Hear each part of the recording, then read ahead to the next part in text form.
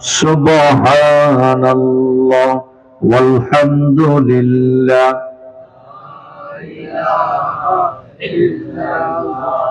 লা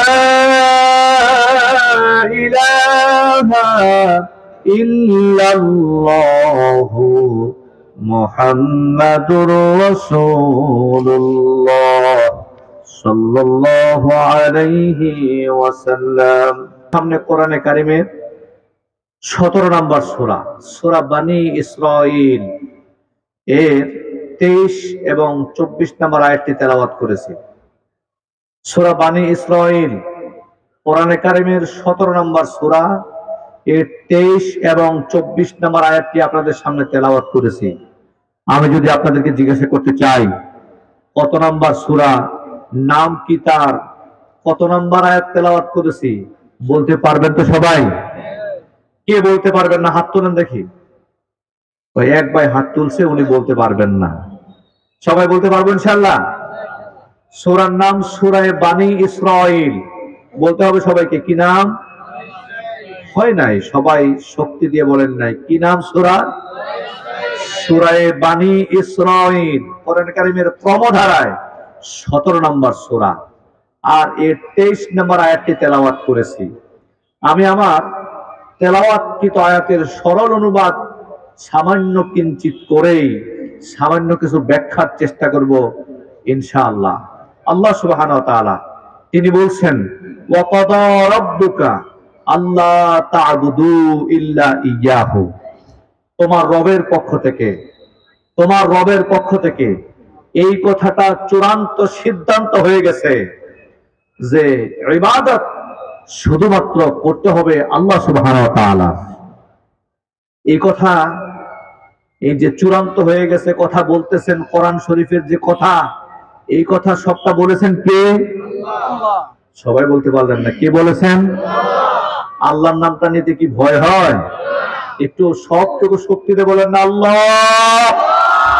আরেকটা বলবো না আল্লাহ।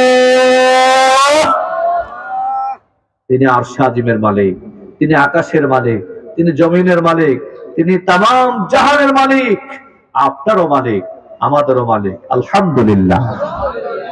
সে আল্লাহ বলছেন, ওয়া ক্বাদা রাব্বুকা আল্লা তা'বুদু ইল্লা ইয়াহু ওয়া বিল ওয়ালিদাইনি ইহসানা।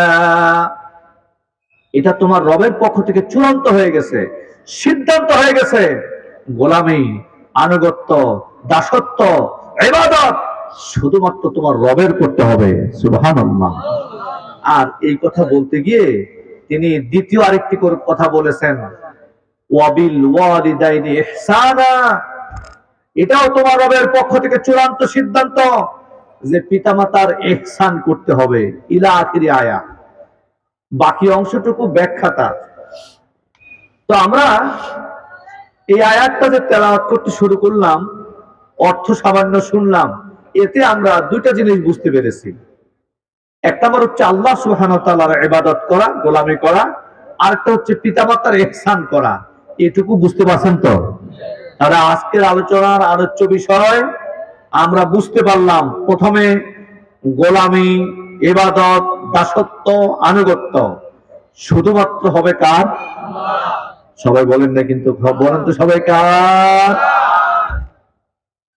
আর এর পাশাপাশি আল্লাহ সুবহানাহু ওয়া তাআলা তিনি বলছেন তোমার পিতামাতার খেদমত করবা, পিতামাতার প্রতি ইহসান করবা।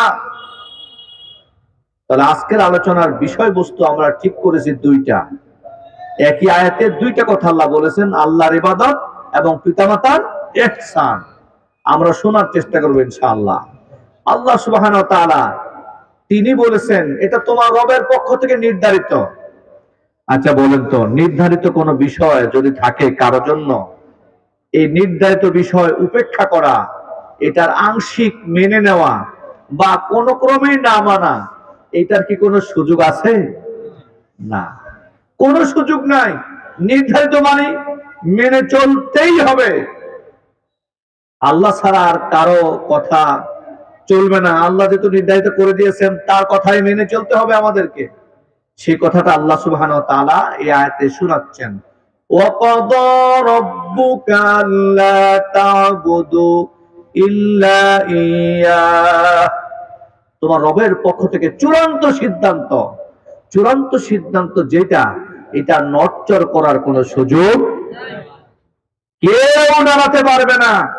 কারণ কথা বলেছেন এই এমন এক সত্তা যার চাইতে বড় আর কেউ, সবাই বলেন নাই, আর কেউ এমন এক সত্তা কথা বলেছেন যার ছেলেও নাই, মেয়েও নাই, স্ত্রী পুত্র পরিজন কিছুই। এটা বোধহয় আমি হুজুর বানায় বলছি নাকি, আমি মৌলবী বানায় বলেছি?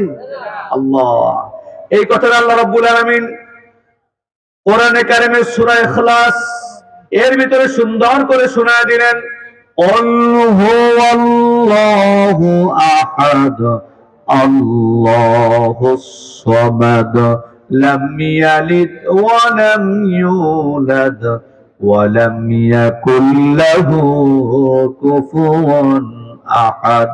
আচ্ছা, এই সূরাটা শুনছেন আপনারা কখনো? কোন না সবাই শুনছেন? একটু তেলাওয়াত করতে পারবেন আমার সাথে? পড়েন সবাই, কুল হুয়াল্লাহু আহাদ আল্লাহুস সামাদ লাম ইয়ালিদ ওয়া লাম ইউলাদ ওয়া লাম ইয়াকুল লাহু কুফুয়ান আহাদ। এই সূরাটার ভিতরে আল্লাহ রাব্বুল আলামিন এককভাবে নিজের পরিচয় পেশ করলেন। তার নিজের পরিচয়টা তিনি পুঙ্খানুপুঙ্খ রূপে, স্পষ্ট রূপে বর্ণনা করে দিলেন। কোরআনে কারিমের সকল সূরার চাইতে এই সূরার বৈশিষ্ট্য সম্পূর্ণ আলাদা করে দিলেন। এই সূরাতে আল্লাহ নিজের প্রশংসা নিজেই করেছেন। কোরআনের আরেকটা সূরা আছে যেই সূরায় বিশ্বনবী মুহাম্মদুর রাসূলুল্লাহ সাল্লাল্লাহু আলাইহি ওয়াসাল্লাম সম্পর্কে পুরো বিষয়বস্তু একটা, সেটা হচ্ছে মুহাম্মদুর রাসূলুল্লাহ সাল্লাল্লাহু আলাইহি ওয়াসাল্লাম। যেই সূরাটির নাম আমরা জেনে থাকি সূরাতুল কাউসার। নাম শুনছেন সবাই? হ্যাঁ, পারেন সবাই? পড়েন আমার সাথে, ইন্না আ'তাইনাকাল কাউসার ফাসাল্লি লিরাব্বিকা ওয়ানহার ইন্না শানিয়াকা হুয়াল। এই সূরা